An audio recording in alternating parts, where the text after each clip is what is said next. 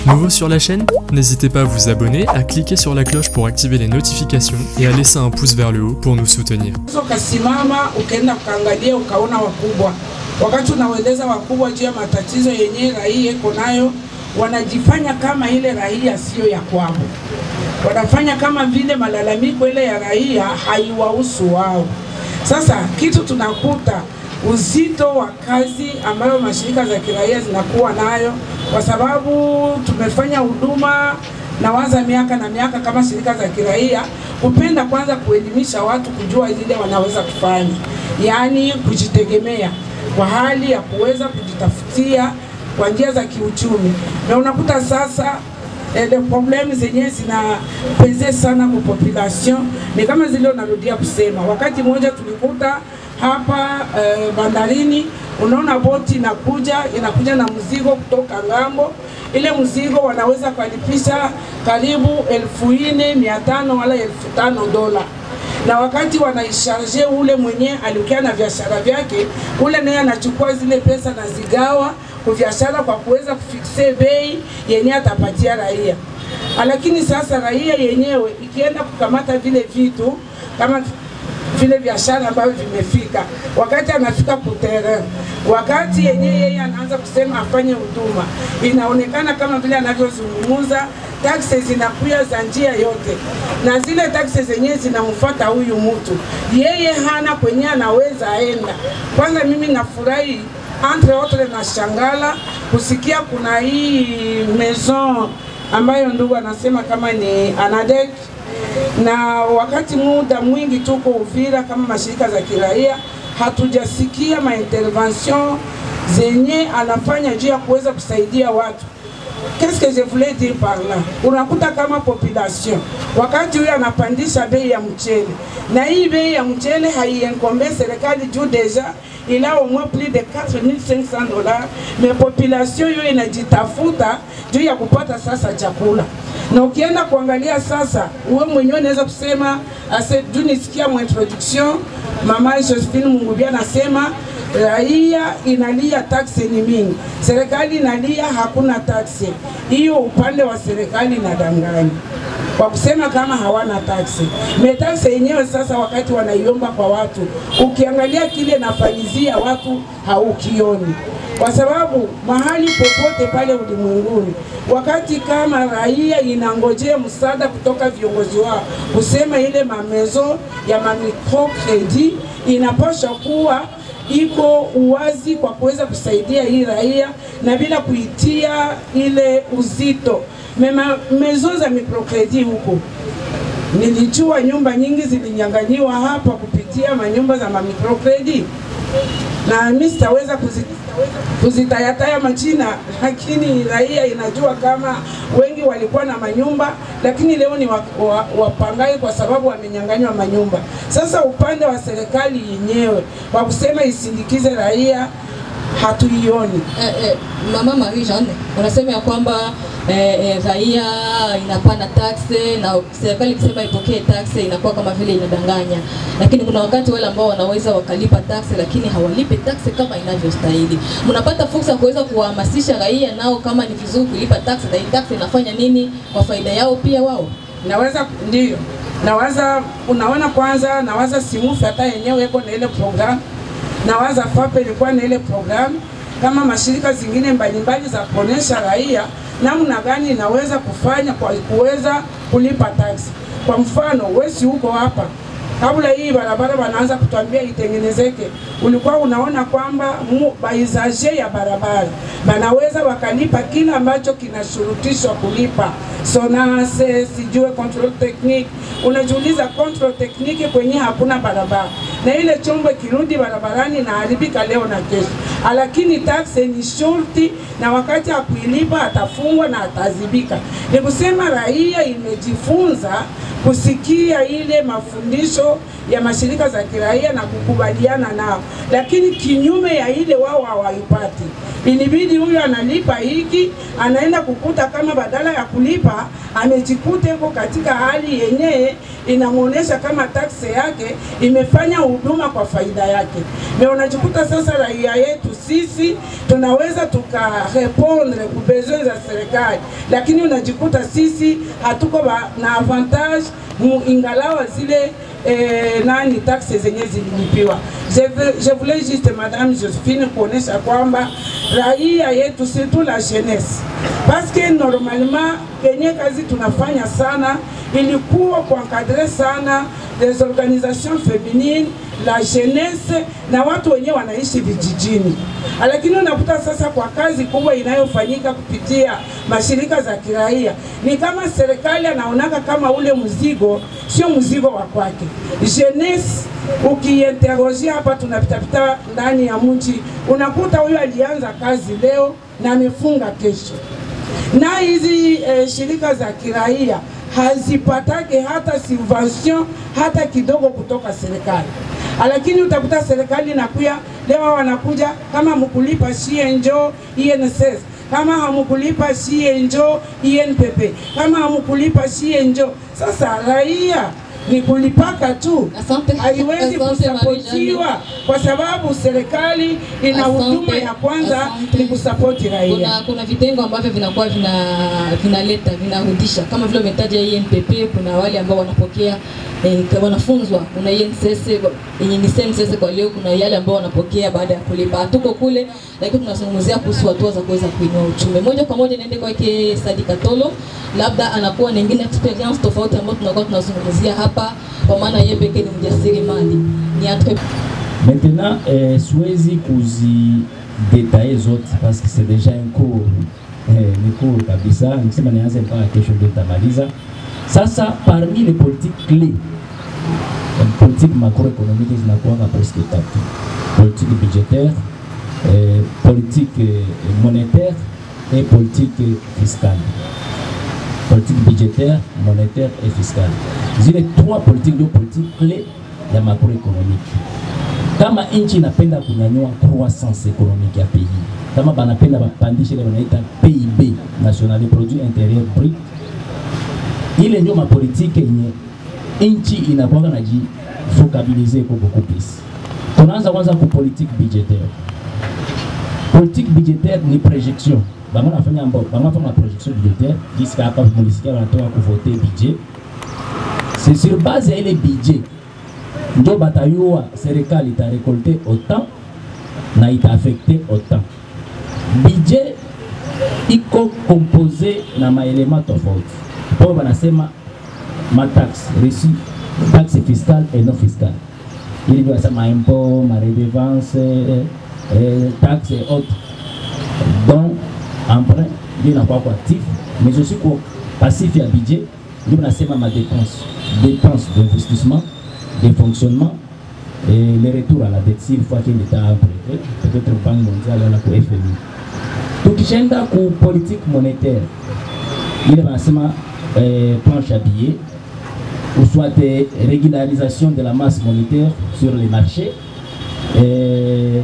soit comme valeur, monnaie qui perd valeur, donc la dépréciation de la monnaie nationale, et pas comme politique, ma politique, l'État n'a pas recourir à essayer pour élever valeur à monnaie. Pour une politique fiscale, après nous tout à basé beaucoup plus. Mandieu qui n'a pas intéressé par la journée à l'heure. Bon, en soi, les politiques fiscales, parce que c'est comme fiscale, c'est aux amis. Et je suis pratiquement politique fiscale. Bon, mais je en général parce qu'il y a tout ça, il est ma politique au Vira. En soi, la politique fiscale, ou soit les politiques fiscales, il y a des tout au Vira, voilà za Kongo ndio zinasumbua nchi. Kivipi? Bo kivipi? Unajua sisi mimi nifanye ekonomia. Mwekonomia banasema hivi, trop d'impôts tue l'impôt. Mkishatoza sana mnaua utozo, kama mnaua ile maresete ya kuingiza. Pourquoi mimi nasema hivi? Ni experience niko nasema hapa Uvira. Depuis que nilikuwa nommé encore élu comme président de jeune entrepreneur Afrique à Uvira, j'ai pris le temps de convaincre les jeunes entrepreneurs mingi à Uvira Mais je me suis rendu compte que leo kama uchumi wa Uvira, leo kama activité commerciale za Uvira zinashuka sana, c'est par rapport na mataxe. Zinapitisha sana tena sana. Pourquoi mimi nasema vile? Imaginez leo pour un jeune entrepreneur mwenye aishauza ordinateur kama ya $100, aishauza amplificateur yake ya $150, aishauza baffle yake ya $150, presque capital yake yote peut-être $500, anataka fungula kioske yake juu aanze kuna transfert watu muziki, kufanya kuna graver ma CD. Mona kia sikia tu ile banaita Soneka. Sokonta plutôt. Yo peke na kuya pale, oh non, si il faut $200. C'est presque le 40% du capital. Là où les bananze l'activité. On a qu'à ce qu'il y a culture réelle au droit de l'auteur. Je crois qu'il y a du mélo.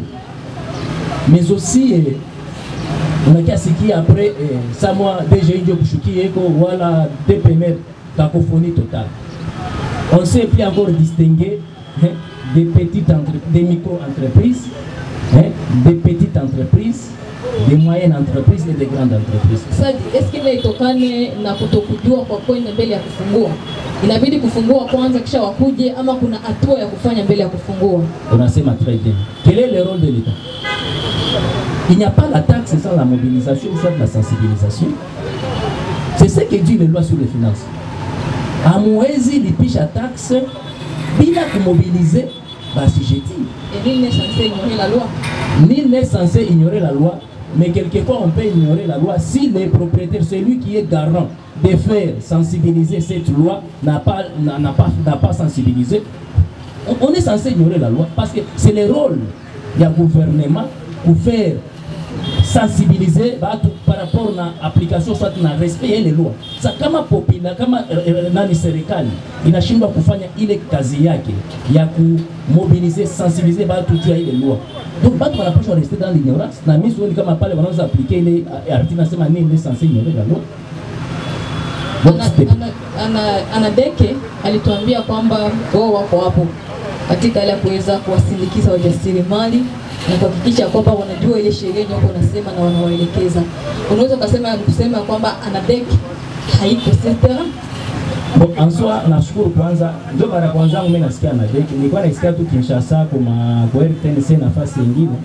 Ndio mimi ndio nasikia depuis na kwa Uvira. Encore membre avec tena président na chef de département au jeune entrepreneur. C'est pour la première fois mimi nasikia Anadeke. D'ailleurs récemment on a été avec lui.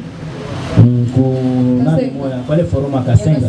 Donc, nilianza musikilia. Maki ndio mara pili leo. Et pourtant, hii ni institution kabambi yenye inapasha tumika en étroite collaboration avec la FEC. Mais, kwa mshangao, tunaanza kusikilia ni kuma forum ya jeune entrepreneur. Je crois que gouvernement ituko na rôle kabambi ya kujua hapa kwetu na mkongo moto. Nikikuwezime stadi ni kusema ya kwamba hapo Uvira hakuna siasa yoyote ile ya kuweza kusaidia kwa kuweza kuinua uchumi na zaidi wajasiriamali kwa upande wa vijana. Bon, siasa gani? Dada wangu Uvira. Haiko asema uko mgeni Uvira. Uko mdomene wewe ndio unapaswa. Siasa gani iko Uvira? Apare ya kuponctionner tout ba paisible contribuable. Faut ponctionner tout, tuiba. Kuiba lakini unastahili kulipa tax kuiba. Oui, la taxe on ne refuse pas de payer. Mimi nauliza la taxe iko na contrepartie yake. Wakati sisi tunalipa tax kama hakuna contrepartie ni wizi. Nigani mnajua hiyo. Donc msiko na confondre taxe et impôt. L'impôt on nous impose. Donc upendo usipenda utalipa. Mais la taxe, l'impôt n'a pas la contrepartie, mais l'impôt n'a pas la contrepartie. Mais tandis que la taxe a la contrepartie. Mais par rapport aux taxes que nous payons localement, quelle est la contrepartie? Le principe de la redevabilité.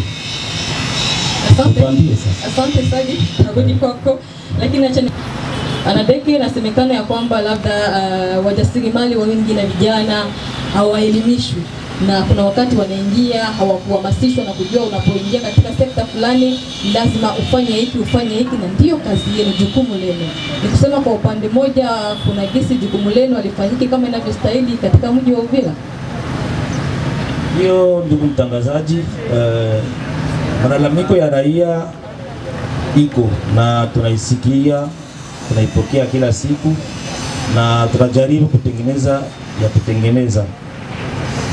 Tunapasha kuelewa ni kitu gani kazi mimi nafanya, niko na experience muda mrefu. Anadeke haiko institution ilianza leo. Anadeke ilikuwa inaitwa zamani OPEZ parce qu'il ilikuwa créé depuis 1973. Là c'est à l'époque de Mobutu. Ilikuwa office de promotion des petites et moyennes entreprises zaïroises. Mais après la guerre de la libération, ikageuka kuwa OPEC. Na waza wangi balisikia OPEC, office de promotion des petites et moyennes entreprises congolaises. Et voilà que mu cadre ma réforme de promotion entrepreneuriat, le gouvernement congolais kamata programme tunaita Pronadex, le programme national pour le développement de l'entrepreneuriat au Congo. Na ndio bali transformer ile OPEC biaka kuwa ANADEC juba yongeze matribution zingine zenye OPEC hakukuwa nazo. Na kusema ya kwamba sisi tufanye kazi yetu kama inastahili pale, ndasema hapana. Tunafanya kazi lakini unajua kama tuko tunaongea hapa ni mukadra kusema kila mtu a participer sur disons gestion ya budget ya Uvira. Na participation il faut kila mtu akue na part yake ya responsabilité mkitu yenye iko nafanya. Nawaza narudia kwanza kusema kidogo ambayo ndugu Katolo anataka kusema pale. Akisema kama yeye iko president wa entrepreneur niveau ya ba jeune entrepreneur au niveau ya FEC na kisha hajua ANADEC. Kwangu itakuwa ni uzuri parce que depuis OPEC natumika na FEC. Aisema londo tu ya pili anakuwa. Voilà. Ile iko kosa yangu parce que ni kosa yenyewe kwa niveau ya organisation parce que moi le président FEC ananifamia secrétaire tout ça je travaille na bananivitaka na maréunion yabo tout ça na makazi fulani. Concrètement sur le terrain. C'est-à-dire sur le terrain il y a des problèmes ya taxe njo inakuwa problème malalamiko sana. Na question ya taxe ni question très sensible. Population ya kwetu c'est que vrai inakuwa na ignorer vitu vingine fulani. Unajua wakati unapenda kufungula kazi yako entreprise ni projet yako, unapasha kwanza kujiransinya mbele nifungule kitu kinahitaji nifanye nini. Labda ulize mwenye alikutangulia anaweza kupatia orientation fulani. Na mimi nawaza kazi tunafanya sensibilisation na tunaaccompagner na ma formation renforcement des capacités même sur la fiscalité nafanya na ma structure za ba opérateurs économiques niliko hapa Uvira na ba entrepreneur ba moi tunafanya kai pour simplement que hawezi ya kuatendre kila mtu kwenye iko. Je fais des sensibilisations mais ningilomba kwanza kila mtu ajiaproprie kazi niko nafanya na asogelee serikali. Hapa kwenye niko piko watu wananijua lakini hawakuya nabambia kila siku quand vous avez des problèmes venez chez même que c'est la matière à taxe. Mimi niko formateur hapo niko encadreur donc je dois tout maîtriser. Kama ni taxe ya kulipa na kwambia ndio hii ni ya kulipa nitapasha kulipiwa hivi. Hii taxe haiko ya kulipa au hii kitu haiko ya kulipa ni kiaburi parce qu'il y a beaucoup de choses ziliziko offertes gratuitement en faveur des entrepreneurs wala ba commerçants mais hapa kwa kibanajua. Mais je veux bien que si tout comme agent de l'État nous avons des collègues et des amis qu'on peut avérer bana profiter aussi na ile ignorance ya mchuruzi kwenye kwa entrepreneur kwenye ça ana ignorer na ana mkuia ile makuta tamkamata sinipake makutenda kwa serikali franchement ile naiona ile siwezi kukataa unaonaka na unanyamaza non mais problème yangu c'est quoi je ne fais pas la police il y a agent de l'État mais nikonesha niko na matribution za kwangu alors ile ni matribution za kwangu il y a ceci madame écoutez-moi un peu wakati bitu naona kama bitu haviendiki kudefaveur ya entrepreneur. Moi je dis que je ne fais pas la police mais je fais un rapport à qui des droits je dénonce et confirme. Mais maintenant la personne habilitée à cause kama ni sanctionner kama kufanya suivre les kitu iko pale. Mais moi à mon niveau c'est quoi? Je dois voir qui dit les textes légaux par rapport à hii question ya entrepreneur. Parce que tout ce que je dois faire je dois le faire dans la légalité aussi. C'est ce que fanya kitu kutoka mkichwa wangu hapa. Nafanya vitu yenye kutoka msheria. Biliko msheria tunafuata. Benye habiko msheria carrément habiko. Bon, niko na malheureusement si yeka panza kwa automobile fulani venye nisa kwa na assistaka hapa, ils sont chez moi, banafika kila siku. Même en matière ya impôt, je dois leur montrer hapa hii impôt wewe kama mtu fulani unapasha lipa impôt fulani wala wewe upashe kulipa hivi.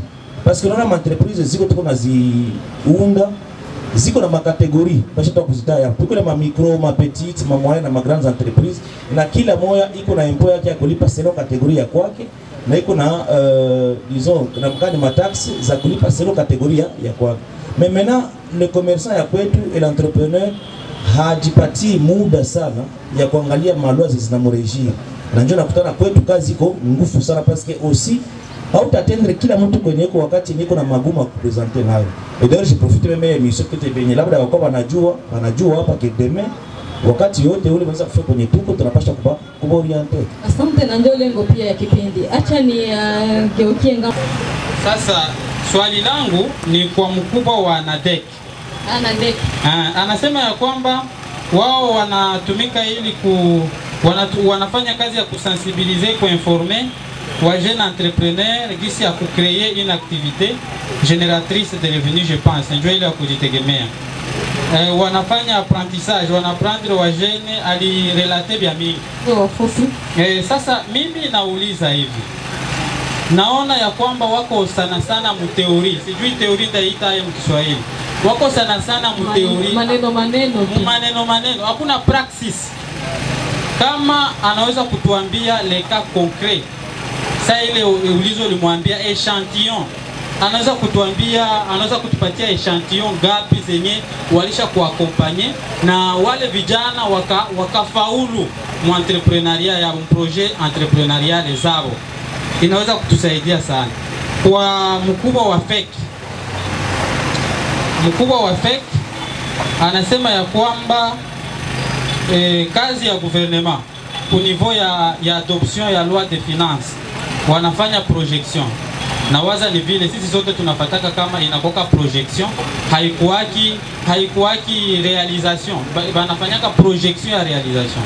Sasa mu niveau ya ekonomi kusema ya kwamba basaidie ba jeune entrepreneur wao kama watu wa FEC wanafanya kazi gani?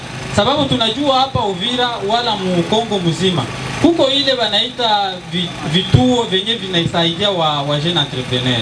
Sasa vile FPI tunaonaka tu mapankarte, hatujui FPI inasaidia mkongomani nini wala mu jeune entrepreneur wa chini nini. Eske haiwezi kuwa ni kope tu ya un homme fort? Sasa vile ANADEC haiwezi kuwa kitu ya un homme fort ndo anagandamia tu wengine wote wasibeneficie. Nasema kuinua uchumi ni jambo la mzuri. Sasa uchumi itainuka je wakati leta hiyo peke iko natuponda? Ndapana mfano Warundi wako wanatoka Burundi kama wa commerçant bila wanatembea na marchandise hapo hapa Uvira. Sisi tunarangua munivo ya Burundi na wale Warundi nao wanarangua kule Burundi. Wakifika hapa Uvira prix inashuka, wanauzisha kupri ya chini. Sisi tunagarde equilibre ya prix. Pandake sisi tunalipaka taxi, tunalipa na vingine. Wale wa commerçant mbile wako wanazunguruka muvile ya Uvira. Abalipaki taxe, abalipaki chochote kile. Sasa wanakutanisha sisi wakongomani tunagandamizwa. Wale Warundi wanakuwa avantage. Politike gani ambayo leta Congolais inatia chini pour que tutekuraje wale Warundi wenye wako wanatembea na mamarchandise mvile ya Uvira? Kesho ya pili tunajua ya kwamba kulipa taxe kuna kwa kile tunasema contrepartie visible et direct. Wakati mimi ninalipa taxe, il faut l'État congolais nayo ifanye kitu kenye mimi mkaaji nitaona paske niko nalipa taxe. Uvira hatuna soko. Tuko tunachuruzia chini. L'État congolais inakuya, bengine wako maafeni, bengine mubarabara, gari inaweza ikadevie na ikaua watu mubarabara juu ya kukosewa na soko. Sasa l'État congolais iko inafanya nini? Est-ce qu'il voyage? Ndio tuko tunajiuliza sisi kama vile raia wa Uvira. L'État congolais watuambie contrepartie iko wapi pandake tunalipaka mataksi? Idi vijana nini na wamama ambao wanaikuwa wanajituma katika hali ya kuweza kuinua uchumi wa Uvira. Ndugu mtangazaji, kwa ngambo ya engagement ni kusema ya kwamba serikali ya Kongo haiwatupilia hapana, na haiwezi kuwatupilia kwa kuwa alitia hii institution yenye inapasha kuwasindikiza ili warehisire makazi zao. Na tunapasha kutumika pamoja, mkono kwa mkono, wasogelee serikali, tufunzane ambayo yenye hawajui, tuwaoneshe na tuwe kutembea pamoja vizuri. Nawaza ile na wakaribisha kubiro, niko disponible kupokea kila mmoja atafika na kumsindikiza katika kazi anapenda kufanya. Asante mama, société civile, engagement yako ni nini? Engagement yetu ni kufanya control citoyen na kuendelea kufanya maplaidoyer zetu. Asante. Engagement fake na entrepreneur. Merci. Et notre engagement itakuwa ya accompagner toujours ba commerçants, ba jeunes entrepreneurs, bote ba Uvira, mais aussi na kufanya l'intermédiaire entre ba commerçants et l'État. Autre, na kutia aussi pression pour l'État kwa kuheshimu wa commerçant, mais aussi na kutokuetufe sana wa commerçant par rapport na mataxi. Na kutoka mkomplot entre nyie na hapa na fake sijue. Asante, hadi hapo tumefika kabisa mwisho wa kipindi cha leo cha Zarani. Tunasema asante kwa yote ambao mmekuwa pamoja nasi hapo ukumbini. Tunasema pia asante kwa yote ambao mmefuata kupitia redio ambao ilikuwa tufuata kwa en direct. Tunasema asante. Ilikuwa ni kipindi kutoka shirika la SMUFE kwa msaada kifedha DDC Suisse. Quel est votre message à la jeunesse? Oui, mon message à la jeunesse c'est quoi? Ce n'est pas de ne pas croiser les bras. Mais je sais qu'auparavant tout le monde était réticent. Oh, je voudrais créer aujourd'hui mon entreprise. Après quelques jours après, bon, c'est fermé parce qu'il y a question de taxes et tout ça. Donc j'invite tous les jeunes à pouvoir entreprendre parce qu'il y a même des moratoires. Vous avez créé votre entreprise, l'État vous laisse aussi quelques temps, une année, voire même 2 ans, 3 ans pour que vous puissiez asseoir votre entreprise. Donc ce n'est plus comme jadis où on pouvait être réticent que non, je ne sais pas ouvrir mon entreprise parce que bientôt là, je vais la fermer à cause des taxes, à cause des impôts. Pour la question des taxes et des impôts, l'ANADEC est là comme encadreur, c'est l'État congolais lui-même. Celui qui veut la taxe et celui qui voudrait aussi créer là où il doit chercher ses taxes. Et les taxes, nous allons les chercher sur les entrepreneurs ou sur les entreprises que nous allons nous-mêmes créer. Donc il faut comprendre qu'il n'y a pas la taxe sans la source de la taxe. Donc la source de la taxe, c'est ça l'entrepreneur que nous voulons créer dans le cadre de l'élargissement de notre assiette fiscale. Bonjour. Vous vous présentez? Mon nom c'est Landry, Chouloucho Landry. Je suis le responsable de la production de la CIMOUF, Maison de la Presse. Vous venez de terminer l'émission publique organisée par la CIMOUF. Quel était l'objectif de cette émission? Les objectifs de cette émission allaient autour de toucher les questions de levier économique. Hein. C'est-à-dire nous avons planifié d'effectuer cette émission pour tenter de mettre sur une table les autorités, le gouvernement local, les opérateurs économiques, les entrepreneurs et quelques citoyens afin qu'ils puissent discuter de ce qu'il faut toucher comme levier pour que l'économie d'Uvira bouge. Donc c'était d'abord de mettre à la table ces parties prenantes.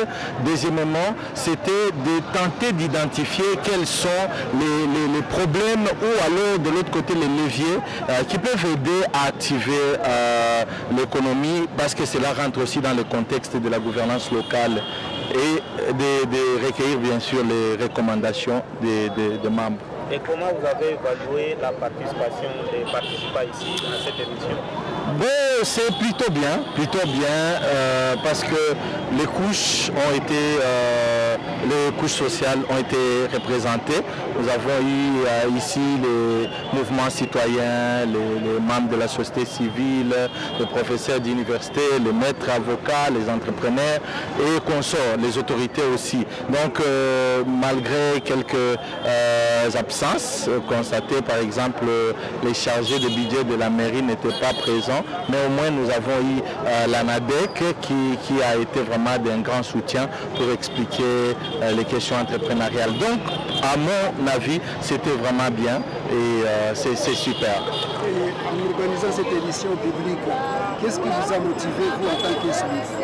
Ok, le contexte, c'est comme je venais d'ailleurs de le dire, notre projet ici d'appui médiatique tourne autour de la gouvernance locale, les questions d'amélioration de la gouvernance locale. Et donc, ce qui nous a motivé, le contexte, c'était de partir aussi de ces côtés les leviers qu'il faut toucher pour arranger, pour améliorer la situation économique, le contexte économique de la ville d'Uvira. Nous avons constaté qu'il y a de temps à temps des plaintes des entrepreneurs sur les questions des taxes, et certains ne sont pas sensibilisés, d'autres ne savent pas pourquoi, et ça c'était vraiment une de ces choses qui nous ont amenés à comprendre qu'il y avait besoin aussi de mettre à la table ces gens. Et quel est votre message pour l'émission de demain? Oui, l'émission de demain, j'invite la population d'Uvira. Tout le monde est invité et surtout que ce sera dans un sujet qui tourne autour de la sécurité. Comment on peut faire pour améliorer cette collaboration entre les services de sécurité et la population, les jeunes. Donc nous invitons la population d'Uvira. Tout le monde est invité, surtout la jeunesse. Soyez présents, soyez là. Voilà un peu le message. Vous êtes nouveau sur la chaîne? N'hésitez pas à vous abonner, à cliquer sur la cloche pour activer les notifications et à laisser un pouce vers le haut pour nous soutenir.